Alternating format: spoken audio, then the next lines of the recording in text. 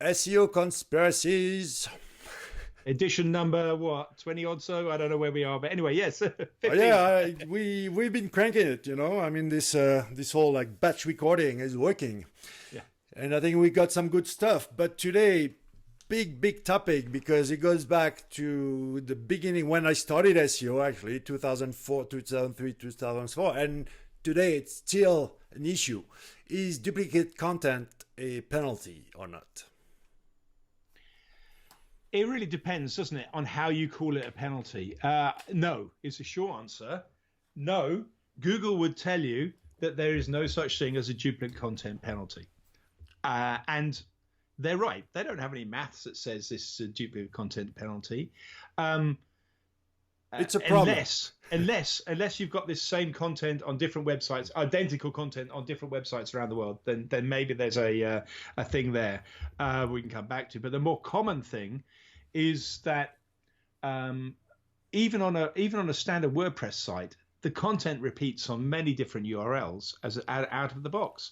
You're not telling me that they're going to penalize a standard WordPress installation, but if you write, an article or a bunch of 10 articles, 11 articles anyway, then you're going to have some content on the homepage. It's also going to be on the category page. It's also going to be on the index page itself. And even when you get to the individual page, usually you can get to that page with a question mark p equals then the post number, or a snippet, a slug with a URL as well.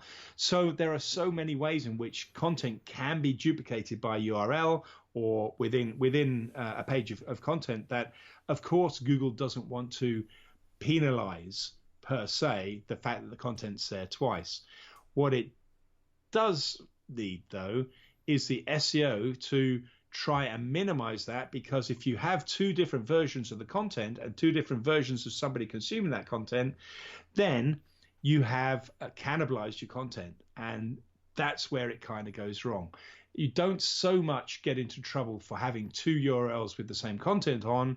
What you have is half the value and power going to each of those pages, and therefore you don't maximize your chance of getting there. So I don't think it's a duplicate content penalty. I think that laziness in not trying to fix it is meaning you're not going to optimize your SEO chances. I'm going to be a little more aggressive in what I say because at first I was saying, okay, it's not a penalty, it's a problem, but it's a flaw. And I proved it. Back in 2006, with my team of SEO hackers called, you can Google it, the Dark SEO team, we made a demonstration with, of course, always the same target, Matt Cutts blog. and I forgot the keyword. It was like bacon polenta, or I forgot. But we deranked Matt's blog. And how did we do it? Stay tuned for the next podcast about negative SEO. I'm going to tell you how duplicate content was a strategy for negative SEO. But the fact is that this flaw remains. And it was a couple of years ago, my friend Paul Sanchez, did the same demonstration on Matt's homepage. Not the blog, but the homepage. Mm-hmm. And threw it out, gone. And it didn't come back until Paul stopped his experiment. So but was what that does that duplicate mean? content, though? What? Was that duplicate content? What did he do? Take Matt I'll tell you in the next podcast about negative SEO. So in that case, you're getting to negative SEO. So getting So back it's just to content. it's no spoiler. It's just a teasing. But the fact is, the matter is I think it's a flaw that existed back in the days. It's not fixed today. There's a problem. If I remember correctly, it was back in Matt Cutts' days. Obviously, I think we were listening to Google's voice more back when Matt Cutts was there than today. Possibly. So I don't know if that number is still right, but I remember he was saying that 30% of the web was duplicated. I would say so. Furthermore, yes, I would say there's another maths there. We finish your story in a second, but I could prove to you that all of the internet is duplicated mathematically, because you just create a little PHP file that changes the URL every time the page loads. That means you've got an infinite number of pages with the same amount of content. Divide any number of pages on the internet by infinity. That means all the pages have the same content on the internet on average. So it's percentage of the internet is a very dangerous thing to say, because there are an infinite number of URL variations on the internet. Anyway, sorry. No, you're right. Pedantic, but very true. But also there's what I call near duplicate. You know, the categories or tag pages on WordPress, or even let's say, how do you call in France it's AFP, Agence France Presse, the official like press agency. Yeah. Okay, they're gonna release like a little news, right? Yeah. That snippet is duplicated all over the place, thousands of times, and it's also rewritten, right? Yeah. They're gonna rewrite it. So I think there's a problem with duplicate, and there's also a problem with new duplicate. Whether it's the same content mixed like on the WordPress tags, or someone who is rewriting the content. So they could not, even if they say, I don't always believe what they say, but even it would not work. A Google penalty for duplicate content, but of course there's the legitimate, what you explain. I don't want to rank everything, so I'm going to pick one. But the problem is that instead of picking the right content, it's just throw everything away, and that's what people interpret as a penalty. I think you the news syndication is an interesting example actually of duplicate content, because fundamentally it still plays to my perspective as well, in that because Agence Sans Frontières or AP or Reuters or whatever have syndicated the content out to multiple different places. They've already monetized it at the point at which it's syndicated out, because people are paying for that syndicated feed. So they've already got their revenue at that point before it's gone out, if they're doing their job properly. If they're not doing their job properly, then they'll go bust like every other news outlet out there. But once it's out there, yes, it means that that Reuters probably won't rank for a lot of the words. And part of their problem has been this issue of if they sell out the news, sell the news to lots of people, or the snippets of the news, then they don't become the authority anymore. They've given away the authority. If they had kept that news, and I think this is what they're doing, the free snippets, you can go out there, but it then has to link back to the Reuters article, unless you pay a lot more for the rights to use the Reuters article.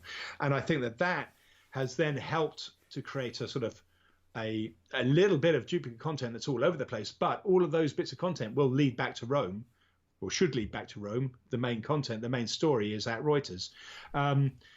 So I still think that the challenge for whether it's e-commerce duplication, WordPress duplication, or news syndication duplication, is still to try and control that journey, so that there is still one point of truth that it all links back to, so that Google knows where the point of truth is. I don't wear a black hat for nothing, because I come from the black hat world, and now I'm not anymore. Because obviously, Mr. Borelli, obviously, no, because you're a very good man now. It's not worth it anymore. The first time, and I was a lazy black hat, meaning I always wanted to automate content because it's easy. And I tried everything. And the first content that worked was I took a tool that's called Yahoo Pipes, and you were able to mix RSS feed, right? So you could mix all those feeds and it would become a unique content. It worked very well at first. And the threshold was about like 30%. If you had less than 30% of duplicate, Google was hitting it very well. And then it worked less. And now if you want to automate content, again, it depends what you're going to target. If it's a low competitive niche, then you could probably like send crap. But if you want to challenge the big boys with automated content, good luck.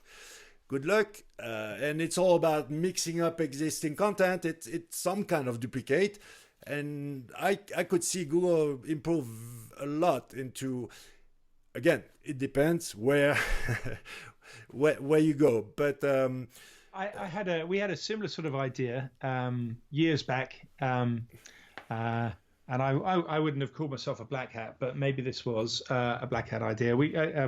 A guy, me and another moderator from Webmaster World got together, and we bought a domain. The idea was that we signed up to every newsletter in the world, and then as those emails came in, that content was converted into web pages. So we did a website of newsletters, if you like, which I think might have worked pretty well actually, because a lot of that content wouldn't have been web articles at the time, and we would turn it into web articles and still associate it back with the companies concerned. And it probably someone's done it anyway. But if they haven't, then there you go. Good idea for somebody. If I haven't done it now, then I've probably blown it. That's more like a growth hacking type of thinking. But I've done that with spam. All the spam email. I did a website to glorify spam. But yeah, to index hidden content is always. I've tried so many things. Now you can talk to this thing and it's gonna transcribe what you say. But back in the days, remember Dragon naturally speaking? Yeah, never worked. No, I tried to put it in for the TV, the radio. I wanted to. It didn't work. But whatever. We're actually gonna talk about negative SEO on the next podcast. Or do you have anything else to say about this? Well, I just, duplicate content, I think, Google says it's not a penalty. I think that where we haven't really talked about it is when that duplicate content gets ripped off by other websites. So what certainly happened when in my agency days at Receptional, all of a sudden we woke up one day and our whole of our web page was, in fact, pretty much the whole website was taken word for word and put on different websites around the world, different phone number to contact and stuff like that, but exactly the same content. We weren't the first people to find that. And that's kind of when DCMA legislation came out, the Digital Content Millennium Act registration came out. But it became, quite a pain, really. But we never seemed to get affected by that. In fact, if they scraped all our content, including our links, then the interesting thing was that the links then seemed to link back to us. So it wasn't so bad, really. No, it's important. Yeah, you have internal duplicate content within your site, and you have external, whomever is taking your content, willingly or not. I mean, if you do, like, for example, I've seen some, if you have a small hotel restaurant and you're going to submit to directories and you're going to take like your snippet from the homepage to describe your website, that's a very common issue. But I'd leave people with this one. They should put a canonical in, so they should canonicalize their content so that Google knows which one is the authoritative version of any particular content. Yeah, that's the least they could do if they can't treat. It's better to have a clean website internally. But why, when you're affected? Easy. Because your website was strong enough. Google has trouble picking up the source, knowing the original content. Like you said before, if all the links are pointing back, maybe. But that's one of the big issues, is like, who is the original content? Google doesn't always figure it out. But also, if your website is strong enough, PageRank-wise, trust-wise, blah, blah, it's going to protect you a lot. I can take down a page from any website, BBC website, one page, I can take it down, but I will never be able to take down the whole BBC website because it's so powerful. Yeah, true. That's it. What are we on next? Next, we're going to talk about fun stuff, negative SEO. Oh, your domain.